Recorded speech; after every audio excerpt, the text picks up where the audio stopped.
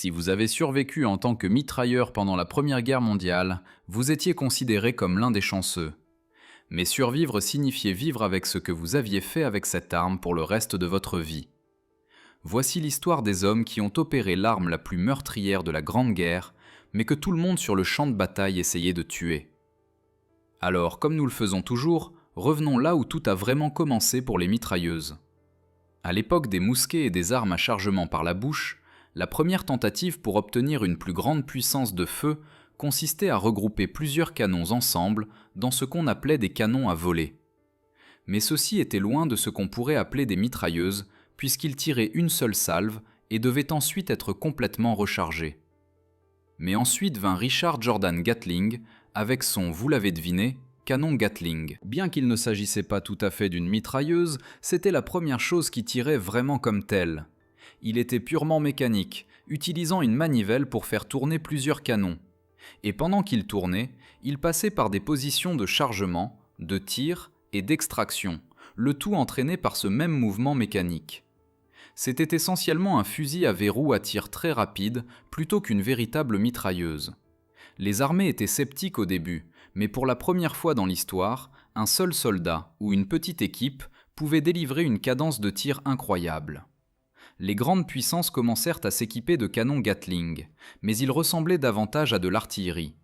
Gros et encombrants, montés sur des affûts, ils étaient difficiles à suivre avec l'infanterie et ce qui était alors considéré comme la guerre mobile. Mais ensuite vint Hiram Maxim, et il était sur le point de bouleverser les tactiques militaires avec sa création. Voici ce qu'il fit. Il réalisa que l'énergie gaspillée dans ce puissant recul pouvait être exploitée pour quelque chose de révolutionnaire. Au lieu de laisser toute cette force de recul se perdre, il pouvait l'utiliser pour actionner automatiquement le mécanisme de l'arme, rechargeant et tirant à nouveau sans aucune intervention humaine. Plutôt que de nécessiter un opérateur pour fournir l'énergie, son arme utilisait la force de recul de chaque cartouche tirée pour éjecter automatiquement la douille usagée, charger la cartouche suivante, fermer la culasse et tout recommencer pour le tir suivant. Tout ce que l'opérateur avait à faire était de maintenir la détente enfoncée. Entre 1883 et 1885, Maxim breveta les méthodes de fonctionnement par gaz, par recul et par retour de culasse, couvrant toutes les variations possibles et protégeant son invention des imitateurs. Et regardez ceci, le prototype fut conçu et présenté en 1884, encore une année complète avant l'invention de la poudre sans fumée. Tout le travail initial de Maxim fut réalisé avec des cartouches à poudre noire, qui produisaient un encrassement et une fumée massifs. Qu'il ait atteint une telle fiabilité dans ces conditions est véritablement impressionnant. Il tira plus de 200 000 cartouches à travers les prototypes, avec un minimum de problèmes. Le prototype pouvait même être réglé pour tirer à n'importe quelle cadence, d'une cartouche par minute jusqu'à 600 cartouches par minute, en utilisant un levier hydraulique unique de contrôle de la cadence de tir, comme une pédale d'accélérateur pour l'arme. Les essais militaires démontrèrent qu'une seule Maxim égalait la puissance de feu de 60 fusiliers tirant simultanément. Contrairement aux trémies à alimentation par gravité du Gatling, qui était sujette aux enrayages, l'arme de Maxim était alimentée par des bandes de tissu de 250 cartouches qui pouvaient être reliées ensemble pour un tir prolongé. C'était une innovation majeure qui permettait enfin un tir véritablement soutenu. Le tir automatique continu générait une chaleur énorme qui aurait rapidement fissuré ou déformé un canon conventionnel. Maxim résolut donc ce problème avec une chemise d'eau cylindrique en laiton ou en acier entourant le canon, contenant environ 4 litres d'eau. Pendant le tir, l'eau absorbait la chaleur du canon et commençait à bouillir, la vapeur se condensant à travers un tuyau dans un récipient séparé. Cela empêchait la position de l'arme d'être révélée par des nuages de vapeur montants. Avec un approvisionnement en eau adéquate, la Maxim pouvait tirer en continu pendant des heures, bien que l'eau commençait à s'évaporer notablement après environ 750 cartouches. Le système Maxim complet pesait environ 53 kg, incluant l'arme, le trépied et l'eau dans la chemise. Un équipage de 4 à 6 hommes opérait généralement l'arme. Il y avait un tireur, un chargeur et des hommes supplémentaires pour transporter l'arme, les munitions, l'eau et les pièces de rechange. Bien qu'un seul soldat puisse techniquement la faire fonctionner, une opération efficace exigeait un travail d'équipe. Il est également intéressant de mentionner qu'il existait une version agrandie de la Maxim pour des obus de 37 mm que les Britanniques rejetèrent. Mais les Boers d'Afrique du Sud en achetèrent quelques-unes et la surnommèrent le pom-pom.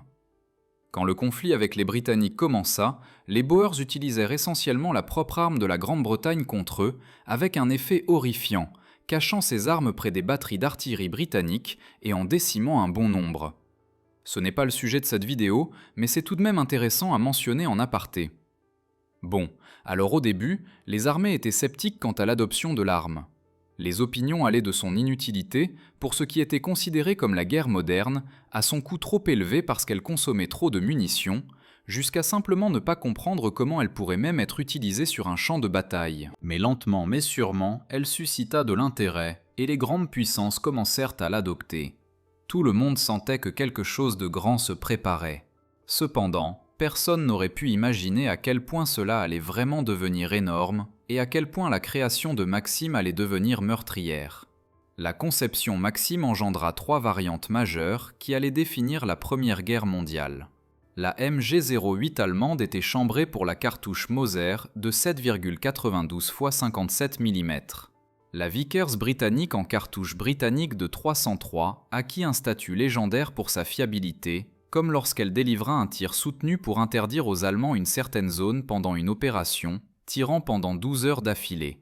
Ils utilisèrent 100 canons pour tirer près d'1 million de cartouches sans une seule panne. La Vickers resta en fait en service britannique jusqu'en 1968, quand elle fut cérémonieusement retirée avec des funérailles militaires complètes. Les Russes avaient leur version de l'usine de Toula, chambrée en 7,62 x 54 mm, avec un chariot distinctif à 2 roues et un bouclier de protection attaché. Et ces variantes sont encore vues de temps en temps dans la guerre russo-ukrainienne, déployées des deux côtés pour une raison quelconque. Mais alors que tout le monde adoptait la conception Maxim, les Français optèrent en fait pour la Hotchkiss refroidie par air, et pour une raison intéressante. Il y avait initialement des tensions avec la Grande-Bretagne concernant des territoires en Afrique, et l'armée française voulait quelque chose de plus léger que la Maxim. Mais plus important encore, ils ne voulaient pas d'un système refroidi par eau, parce qu'ils s'attendaient à combattre dans le désert, où un approvisionnement régulier en eau était impossible. La Hotchkiss avait des ailettes sur son canon épais qui dissipaient la chaleur, et elle pouvait atteindre environ 400 degrés Celsius sans dommage. À ce stade, le canon serait littéralement rouge sombre incandescent. La Hotchkiss fonctionnait en fait par emprunt de gaz plutôt que par recul, comme la Maxim. Cependant, le plus grand compromis était son système d'alimentation par bande rigide de 24 cartouches, comparé à la bande de 250 cartouches de la Maxim. Le corps expéditionnaire américain utilisa en fait la Hotchkiss pendant un certain temps quand ils entrèrent en guerre, jusqu'à ce qu'ils développent leur propre mitrailleuse. Alors pour revenir à ces nouvelles mitrailleuses que tout le monde possédait maintenant, elles n'étaient toujours pas testées en combat réel.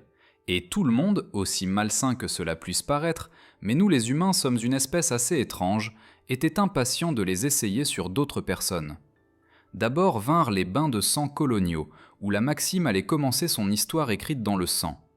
Pendant la première guerre des Matabele, environ 700 hommes de la force paramilitaire de la British South Africa Company affrontèrent 5 à 6 000 guerriers Ndebele. La colonne possédait 5 mitrailleuses Maxim, et quand les Matabele lancèrent leur attaque surprise nocturne, les Maxim ouvrirent le feu. L'effet fut décrit comme les guerriers fauchés comme de l'herbe.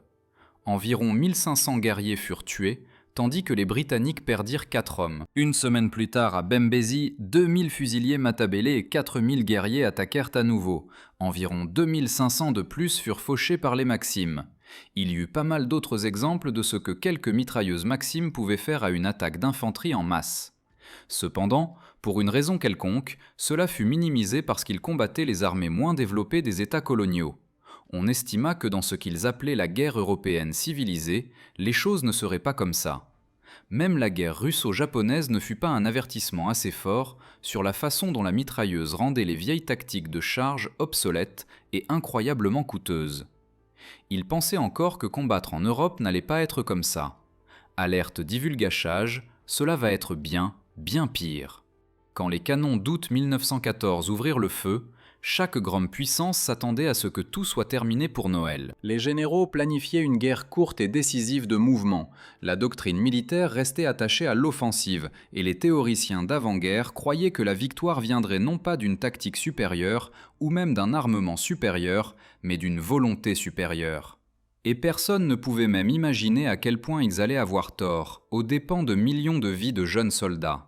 Voyez-vous, la technologie de la guerre défensive avait progressé bien au-delà de la technologie de la guerre offensive. Les mitrailleuses combinées à l'artillerie à tir rapide, utilisées avec des tranchées et des barbelés, donnaient un avantage décisif à la défense. Quand la Grande Guerre commença, les attaques étaient de nature linéaire et basées sur des théories d'avant-guerre qui ne tenaient pas compte de la mitrailleuse. Chaque bataillon avançait épaule contre épaule avec un écran de tirailleurs devant. Une fois que la force principale entrait en contact avec l'ennemi, des réserves étaient injectées dans la bataille pour combler les brèches créées par les pertes. La force qui avançait essayait de supprimer le feu ennemi et d'infliger suffisamment de pertes pour faire vaciller l'opposition. Puis théoriquement, une charge à la baïonnette porterait le coup final. Et maintenant, comment pensez-vous que cela se présentait quand une mitrailleuse était de l'autre côté de cette masse d'hommes regroupés ensemble, avançant à découvert ? Les premiers mois de guerre produisirent des pertes à une échelle qui choqua tout le monde. En seulement les premiers mois après le début de la Grande Guerre, les parties belligérantes subirent collectivement plus de 3 millions de pertes. Cette guerre rapide et décisive, qui se terminerait pour Noël, comme tout le monde en parlait, ne pouvait pas être plus éloignée de la vérité. Avec l'artillerie, les mitrailleuses eurent une part énorme dans cela. Le corps expéditionnaire britannique arriva en France avec seulement 2 mitrailleuses Vickers par bataillon. Les Allemands avaient 6 mitrailleuses par régiment, soit une pour 750 hommes. Mais en 1918, ils auraient une mitrailleuse pour 50 hommes, tandis que l'armée britannique passa de 2 armes par bataillon à 36. Après la bataille de la Marne en septembre 1914, où les pertes combinées approchèrent les 500 000, les armées allemandes se replièrent sur l'Aisne et s'enterrèrent sur les hauteurs. Les deux camps tentèrent alors de se déborder mutuellement vers le nord, dans ce qui devint connu comme la course à la mer. Mais ce n'était pas du tout une course, c'était une série d'engagements qui se chevauchaient, où chaque mouvement de débordement échoué poussait la ligne de front plus au nord, jusqu'à ce qu'elle atteigne la côte belge. À la fin de novembre 1914, la guerre que beaucoup avaient attendue rapide et décisive était devenue une impasse. Une chaîne ininterrompue de tranchées s'étendait des Alpes à la mer du Nord. Environ 40 000 km de tranchées furent collectivement construits par tous les camps pendant le conflit, et bientôt les mitrailleuses aux côtés de l'artillerie devinrent les maîtres du champ de bataille. Dans certains secteurs, il y avait plus de 30 mitrailleuses par kilomètre de front. La raison principale pour laquelle la mitrailleuse causa la guerre des tranchées était que l'arme n'était utile pratiquement que pour la défense. Elles étaient lourdes et servies par un équipage de 4 à 8 hommes travaillant autour de l'arme, donc on ne pouvait pas vraiment faire du style Rambo, tirant la Maxime depuis la hanche pendant une avance. Cependant, cela allait changer, exactement à cause de cela, quand de nouvelles versions de mitrailleuses émergèrent spécifiquement dans ce but. Mais nous y viendrons dans un moment. Bon, alors expliquons d'abord comment les mitrailleuses étaient réellement utilisées en pratique pendant la Première Guerre mondiale. La norme devint de placer des nids de mitrailleuses tous les 250 mètres le long des tranchées de première ligne, chacun avec des champs de tir entrecroisés. Ces armes étaient positionnées derrière plusieurs lignes de barbelés, précédées d'un terrain dégagé de tout couvert et protégées dans des casemates renforcées de béton si possible. Maintenant, lors d'un tir en rafale soutenu, les balles ne suivent pas le même chemin en raison des vibrations, des variations de munitions et des conditions atmosphériques. Les balles se dispersent en un motif conique partant de la bouche du canon, créant une zone elliptique appelée la zone battue. C'était un ovale d'environ 2 mètres de large où les balles impactent quand l'arme est positionnée. Donc, ce cône de feu est presque parallèle au sol, à des distances allant jusqu'à 600 mètres. Les mitrailleuses pouvaient créer ce qu'on appelait un tir rasant. Cela signifie des balles ne voyageant pas plus haut que la tête d'un homme sur toute la distance de l'arme à la cible. Tout ce qui se trouvait dans cette zone et se tenait debout serait touché. Des groupes d'armes positionnés pour entrelacer leur feu assuraient une couverture qui se chevauchait, interdisant l'accès sécurisé à des zones du champ de bataille s'étendant sur 3 km ou plus. Ce schéma de tir entrecroisé signifiait que même si une mitrailleuse était mise hors service, les autres de chaque côté pouvaient encore couvrir l'espace entre les tranchées. Les attaquants se retrouvaient sous le feu de plusieurs directions simultanément, rendant impossible de trouver un abri. Le tir d'enfilade, ce qui signifie tirer le long des formations ennemies plutôt que sur leur front, s'avéra particulièrement dévastateur parce que chaque balle avait la chance de toucher plusieurs hommes en file. Les barbelés étaient posés de nuit en ceinture de 15 mètres de profondeur ou plus pour ralentir et canaliser les avances de l'infanterie, assurant que les attaquants passaient un maximum de temps exposés au feu des mitrailleuses. La boue ne faisait qu'empirer les choses. Les bombardements d'artillerie avaient retourné le terrain et la pluie créait une boue épaisse, parfois assez profonde pour que les soldats puissent s'y enliser et se noyer.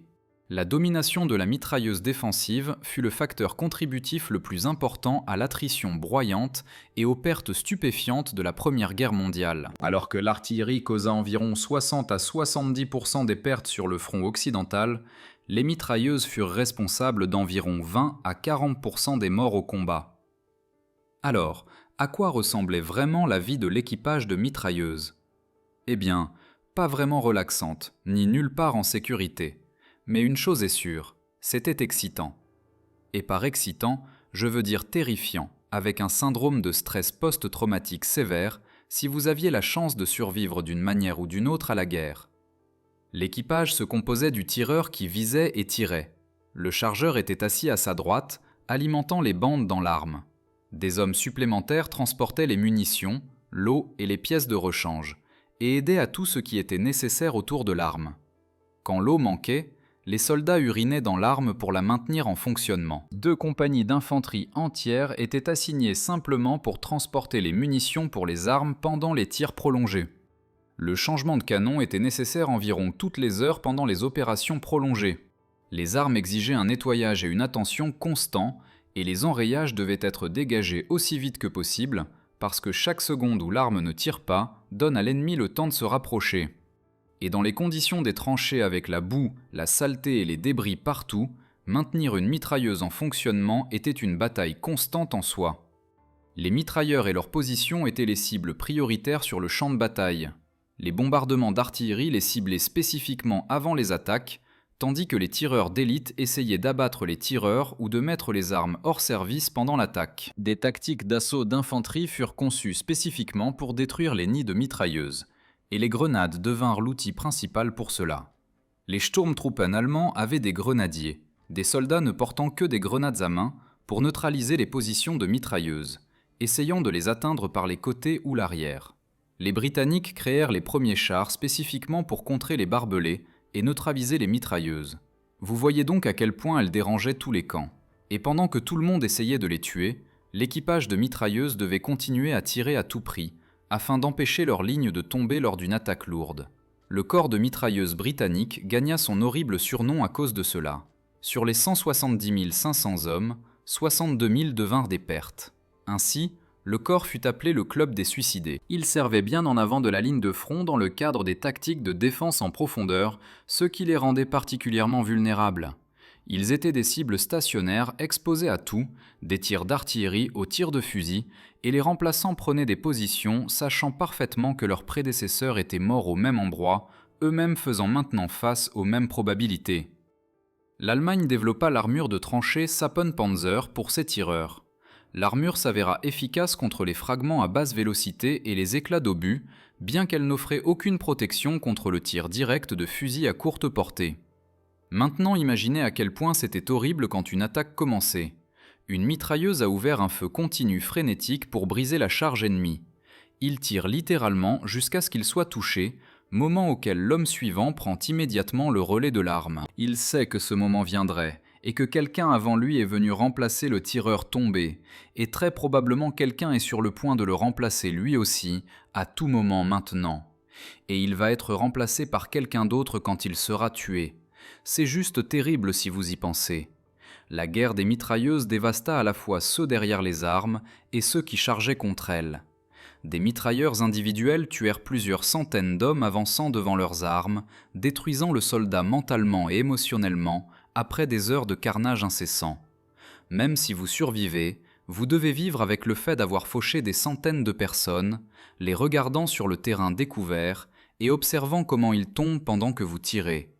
Il n'y a pas le temps de penser à cela sur le moment, mais il va y avoir quelques longues nuits et des rêves pour le reste de votre vie. Et ceux-ci étaient les chanceux, entre guillemets, qui ont survécu à la guerre. Comme discuté précédemment, personne ne pouvait trouver un moyen de rendre les mitrailleuses efficaces en offensive. Mais la guerre durait maintenant depuis un certain temps, et tous les camps essayaient de briser l'impasse. Les armées commencèrent à chercher des moyens de les rendre plus mobiles. Ainsi, cette brillante arme défensive pourrait aussi être utilisée dans des rôles d'attaque. L'Allemagne tenta une solution avec la MG0815. Ils ajoutèrent une poignée pistolet, une crosse de style fusil et un bipied tout en réduisant le poids à environ 22 kg avec les munitions et l'eau. Mais après l'avoir testé au combat, cela ne semblait pas prometteur. Puis vint le colonel Isaac Newton Lewis avec une conception pour une nouvelle mitrailleuse refroidie par air. Elle avait un manchon de canon large distinctif qui aspirait l'air frais à travers le canon après chaque tir, un principe de radiateur qui éliminait le besoin de lourdes chemises d'eau. L'arme pesait 13 kg, environ un quart du poids des conceptions refroidies par eau, avec un chargeur circulaire de 47 ou 97 cartouches au-dessus du boîtier de culasse. Voyez comment Tommy Shelby l'a utilisé dans sa fusillade avec la mafia italienne. Plaisanterie mise à part, elle était parmi les premières mitrailleuses vraiment portables où un seul homme pouvait transporter et tirer l'arme. Bien qu'une équipe de 2 hommes fût la pratique standard, cela permit de nouvelles tactiques de rush pour l'assaut d'infanterie où les soldats pouvaient tirer depuis la hanche en avançant et fournir un appui-feu mobile pendant les opérations offensives. Ensuite, nous avons quelques autres conceptions moins réussies. Et quand je dis moins réussies, je veux dire presque horribles. Les Français essayèrent d'y parvenir avec le Shosha, qui était en fait l'arme automatique la plus produite de la guerre. Mais cela ne signifiait pas qu'elle était bonne. Les problèmes de fiabilité du Shosha devinrent tristement célèbres. Le chargeur incurvé de 20 cartouches était fabriqué en tôle fine emboutie et ouvert sur un côté pour montrer le nombre de munitions, ce qui laissait entrer la boue dans le mécanisme et causait environ 75% de tous les enrayements. Il tirait à une cadence basse d'environ 250 coups par minute, ce qui le rendait plus contrôlable. Cependant, dans des conditions idéales, l'arme s'enrayait après environ 300 coups. Dans les conditions des tranchées, les enrayements survenaient après environ 100 coups. Donc, pas vraiment quelque chose à qui vous aimeriez confier votre vie. Les forces américaines reçurent des versions du Shosha converties pour la cartouche de calibre 30-06, qui était encore pire en termes de fiabilité, si c'est même possible. Cependant, les Américains eurent la chance d'avoir l'un des plus grands concepteurs d'armes ayant jamais vécu, le légendaire John Moses Browning. Lorsqu'on lui confia la tâche de créer une arme pour ce nouveau concept de tir en marchant dont tout le monde parlait, il créa quelque chose qui fut utilisé extensivement, même lors de la guerre mondiale suivante et au-delà. Le bar ou fusil automatique Browning, environ 1,5 kg plus léger que le Shosha. Cette conception à fonctionnement par emprunt de gaz et refroidissement par air tirait la puissante cartouche de calibre 30-06 depuis un chargeur boîte amovible de 20 cartouches à environ 500 coups par minute avec des modes de tir semi-automatiques et entièrement automatiques. Il était beaucoup plus fiable et d'une conception bien meilleure, et il fut gardé comme un secret hautement protégé pour qu'il ne tombe pas entre les mains allemandes. Il fut retenu d'un déploiement complet sur la ligne de front, réservé pour l'année de guerre suivante prévue, qui ne vint jamais, mais il ferait ses preuves lors de la guerre suivante. Nous avons une vidéo complète sur le BAR que vous pouvez regarder plus tard si vous le souhaitez. Ensuite, il y avait le problème du nettoyage des tranchées et ces horribles combats rapprochés qui se terminaient inévitablement en combat au corps à corps. Les armées cherchaient encore une fois des moyens d'utiliser les mitrailleuses pour cela également. Cela mena à ce qui devint plus tard connu sous le nom de pistolet mitrailleur ou Maschinenpistol, comme les Allemands l'appelaient.